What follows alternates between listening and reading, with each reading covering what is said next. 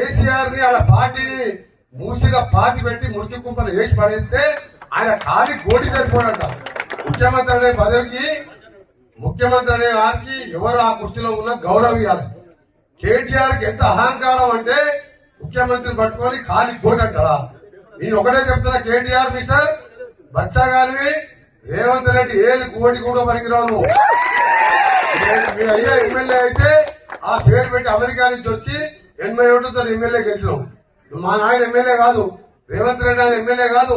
వ్యవసాయ కుటుంబం కష్టపడి ప్రజల కోసం పోరాటం చేస్తే ఎమ్మెల్యేలు అయినాం. ఇక్కడ కూడా సందీప్ రెడ్డి కూడా పెద్ద నాయకుడు మాధవ్ రెడ్డి పేరు చెప్తే జడ్పీటీసీ అయింది తప్ప ఇలా సర్పంచ్ కూడా బడి